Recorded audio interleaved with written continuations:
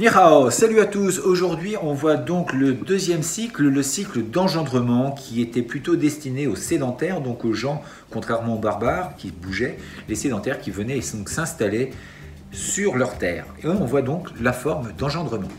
Donc que fait le sédentaire? Eh bien, il s'installe, donc la terre, le premier élément, la terre. Il arrive, il s'installe sur sa terre. Ensuite, il va donc utiliser le métal. Le métal, ce sont les outils agraires. Il va se servir donc de ces outils pour commencer à labourer sa terre, en tout cas à cultiver pour pouvoir se nourrir. L'eau va être donc le puits. C'est le puits où on va aller chercher l'eau. C'est donc ce qui vient après, où il va avoir besoin donc de boire, tout simplement. L'élément bois va donc forcément arriver. Donc une fois qu'on a planté, eh bien ça commence à germer, à pousser. Donc le bois, c'est la régénération. Ça commence à pousser et on va donc avoir une culture. On va pouvoir cultiver, on va pouvoir se nourrir. Il va y avoir des arbres et donc ça fleurit. Le bois, on va ensuite s'en servir une fois qu'on l'a coupé, une fois qu'on l'a mis de côté, il va commencer à durcir, à vieillir, à sécher et donc on va pouvoir en faire un feu. Et l'élément suivant, c'est le feu et le feu va donner donc le foyer avec la maison. Une fois qu'on a ça, donc cet élément terre qui est le premier va avoir pour notion de délimiter un enclos.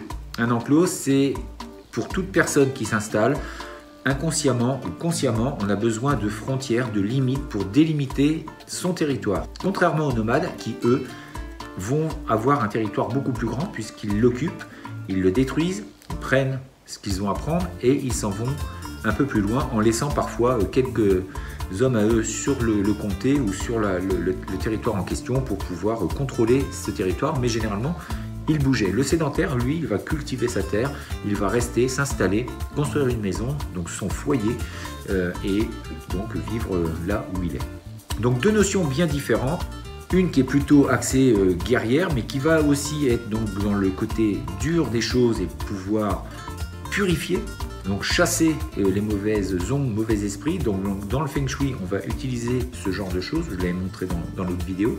Et là, dans cette forme-là, c'est plutôt pour régénérer, pour en fait plus axé bien-être. Il y a toujours les deux côtés, hein, toujours le côté plus yin ou yang. Et là, on est donc sur quelque chose de plus axé sur le bien-être, quelque chose où l'on construit des choses.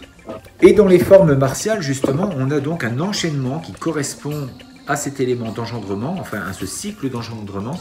Je vais vous le faire en démonstration, comme ça vous donnera aussi une idée de ce que l'on fait des fois dans les arts martiaux. Bien sûr, donc ce qui se fait pour le bien-être, les mouvements ensuite peuvent être transformés légèrement, mais en tout cas plus adaptés pour la self-défense, le combat, les arts martiaux, tout simplement.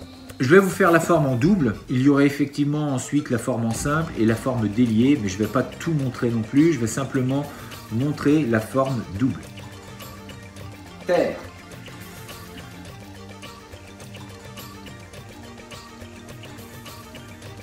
Métal.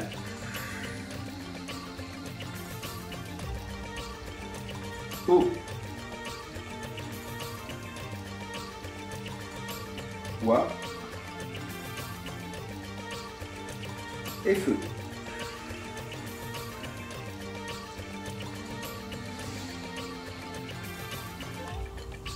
Donc voilà, la forme en double, on pourrait la faire, je vous l'ai dit, en simple ou en forme simplifiée, enfin en forme déliée. Et on pourrait après la travailler par deux partenaires en Twishu. En fait, il y a vraiment plein de choses derrière tout ça. En tout cas, j'espère que vous aurez apprécié. Restez ouverts d'esprit. Je vous dis à demain pour une prochaine vidéo. D'ici là, restez forts, restez beaux et surtout restez bienveillants. 再见